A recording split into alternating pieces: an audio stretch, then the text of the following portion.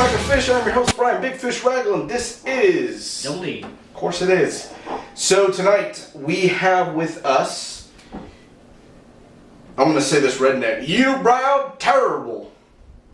I actually think it's from where? It's from Quebec, so it's probably terrible or I can't do it. It is called a dark ale, and it's 10.5, right? 10.5. It's a from what I've read at least, it's a Belgian dark ale. It is 10.5 as far as the alcohol, and then the IBUs are 15. So it's kind of seems a little bit low on the bitterness scale. For a darker ale, I'm assuming it's got kind of malty, maybe winey characteristics. It may. Winey. I guess we'll find out. I'm kind of excited for this beer because I mean it's intimidated. A little bit. It's a Belgian style. As far as Belgian styles go, I had the Chimay, and that blew my fucking socks off. It was great. Being that it's of that style, I'm excited, and I'm giddy. The bottle's very cool. You know, it's a good style. It's one of those bottles that you almost want to save. Because it's kind of dark. You know. Well, it's tough because it's like it looks like a rock tea, like black with then just this silver and black right there. I like it. It's good and I like it. So let's go ahead and pop open this bitch. That is a beautiful sound right there. Oh yes. All right. It looks like Witch's Brew. It just has this smoky sort of wispy ghost that's coming out of it. We thought this beer deserved a wine glass. Partly because I couldn't find my my chalices. Or chalice-I? Is it chalices or chalice-I? What's plural for chalice? Chalices? I think I just saw some funk fall out of that glass into Brian's cup there. We've had situations with particulates before. But you know what? I actually like the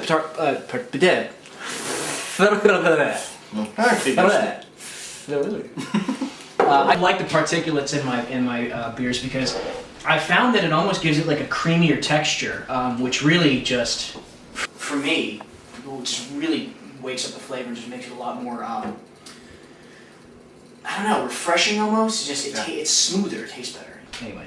Let's get the bouquet on this, shall we? Fucking A. Ooh. Ooh. That almost has a sweet smell to it. It is a bit sweet. It smells, I mean, we mentioned wine a little while ago, but it smells kind of like a really fruity wine. It does. It smells a little winey. I mean, you can still smell a bit of a malty bready kind of beer smell to it, but the sweetness, I think, is like you're saying, is it's predominant. It's funny because it's got the Belgian smell to it. I mean, it's funny. Definitely. It's like even if it's a darker Belgian or a blonde or whatever, they all kind of have that indicative sort of funk. Yeah, you're right. You're absolutely right. It reminds me a lot, as far as the smell goes, it reminds me of the Chimay, so you're spot on. Is that why you have a little drool coming down right there? Because you're like, oh, I just like the Chimay. Let's, without further ado, let's swig it.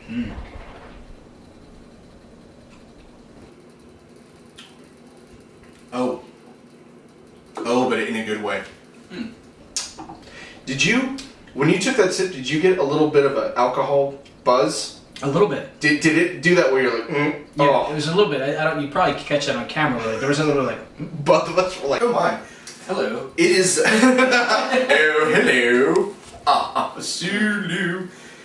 This is it's highly carbonated, and unfortunately you can't see the carbonation coming out of it because it's dark as a black bear's tuchus on a moonless night. I would say, as far as carbonation goes, it's almost like a Coca-Cola. You know, as far as it's like a soda. As far as the carbonation, the feel of the carbonation a little bit. But say it again, wine. It tastes like there's almost like a wine mixed in it. There's a lot of fruit. Yeah. A lot of fruit. It's. I would say a little bit of raisin in there. A lot like the double feature that we had on a previous video, where it had some of the raisin taste. A lot of dark fruits to it.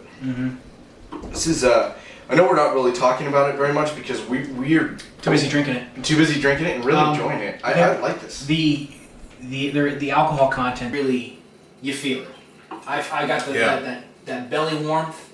Oh yeah, all the way down. Yeah, there's that little bit of like, wow, when you drink it, swallow it, you definitely know you're drinking something with some booze in it. Yeah. But it's not. It doesn't take away from the taste. Not at all. It's not like a barley one or some of the barley ones where you drink just like. Right. You could like if someone was smoking around you, a fire would spark up. This is a good beer. I mean, this is very good. Really, really good. It's very good. I like it a lot. I could drink it slowly and savor it and enjoy it, and then as soon as I'm done with this glass, I think I'm good to go. I mean, I don't think I could drink a lot of this. I have another bottle of this. I'm cellaring it. Mm. I would love to see what happens to this after 3-4 years. I'm next to positive. I mean, we keep going back to the Chimay episode, but the 2010 versus the 6-year-old bottle of the Chimay Blue. It was different worlds. But in a good way. It's not like the 2010 was bad. It wasn't bad at all. But it was a lot like this, where it was very bubbly. All the flavors are kind of rushing up to you, like, hey, pick me. The 6-year was kind of just like Matthew McConaughey. It was just like, hey, it's cool, man, just mellow out. I think that this beer in 4 to 5 years, I get older and the bottles just stay the same. Would be maybe top 5 as far as like beers go. Could be. That is just. It really could be. Because that's one of the things I think about the aged Chimay is it almost mellowed that alcoholic burn that the new Chimay had, and I think. Because that's one thing that's kind of actually, the more I drink it, the more I'm like, wow, that really is kind of potent. Something like this aged for a couple of those alcoholic tones would make this just a fucking rockin' beer. It really would. Beer geek beer. Yeah. Hang out and you go like, hey man, I got something special for you. You gotta try this. And I would definitely say that this particular beer is the cure. For what else?